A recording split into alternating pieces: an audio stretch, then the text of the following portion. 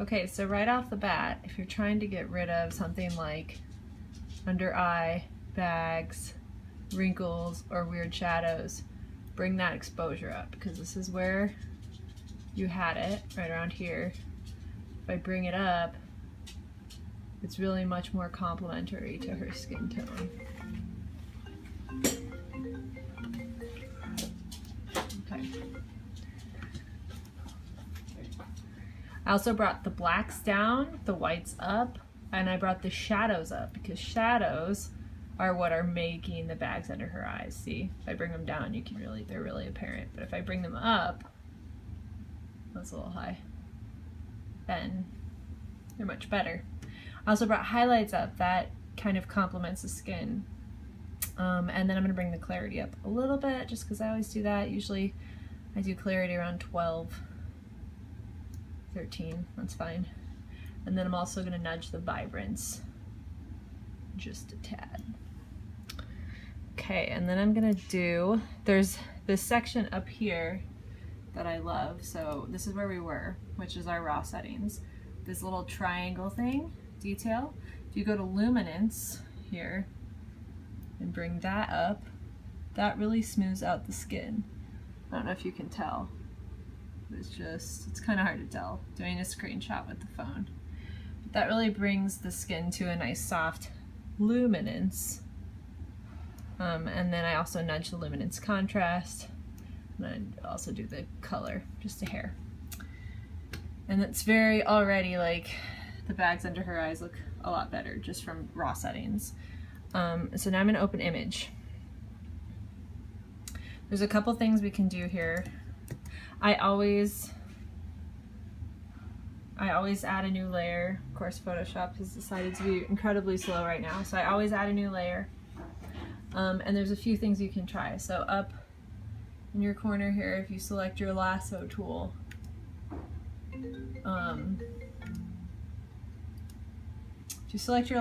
you can do what's called content aware. So basically, you can select the shadow, because what it is that's under her eye is a shadow. That's how the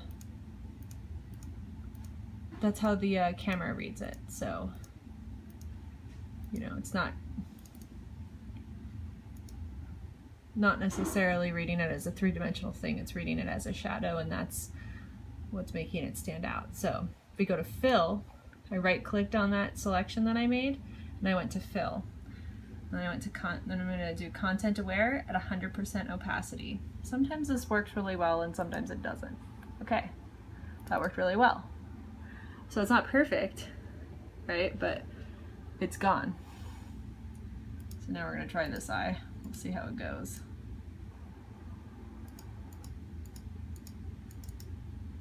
So right click, fill.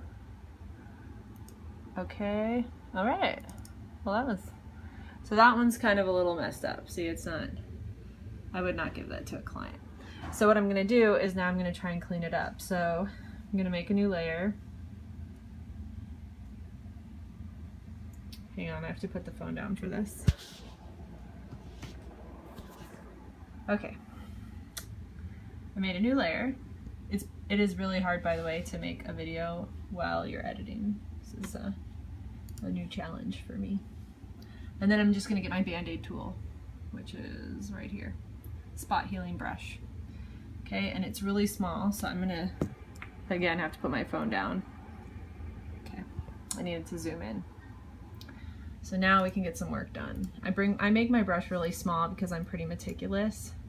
And now I'm gonna go in and just clean up these weird lines that content aware didn't really grab. This eye is like actually pretty awesome. Content aware did a good job. Now sometimes content aware is like on crack and it will like put her iris on her cheek if you're doing it for skin, but sometimes it's like the best thing ever, so it's kind of nice. And just because I like her, this is Savannah, I'm gonna go in and clean up these other little areas.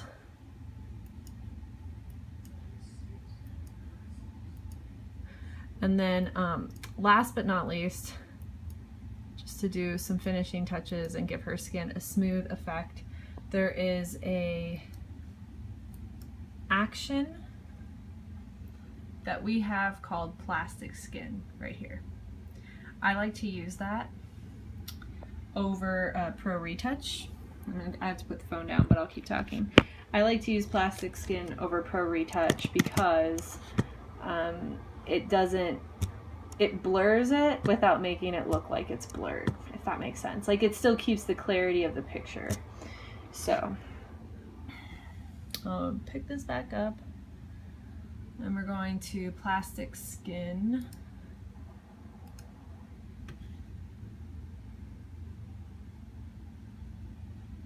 Sometimes it takes a while to load. Photoshop has been really slow lately. I'm not cool with it. Okay, so this is my paintbrush, and now I'm just painting her under eyes. I'm gonna paint her whole face with this, but you can see that it like kind of just gives the effect of her skin looking plastic, which I don't really like as a photographer because I like to see pores, but I'm gonna drop the opacity of this a lot. And frankly, like, it doesn't matter what I like, it matters what my customer likes, and pretty much every woman I've ever met loves this effect, loves it. So do that on her skin, and now I'm just gonna drop the opacity on this, which is right here. And you can watch it go down. So we still got, it's at 36%. So we still got some real serious clarity. And I don't know if you can tell, but I'm toggling off it. So that's with Plastic Skin, that's without. So it just kind of smooths everything out. So that concludes this terrible demo I made with one hand. But I'll send you that picture, and I might do a couple other things to it. But it's really pretty. Good job. I love the sun flare. You're awesome.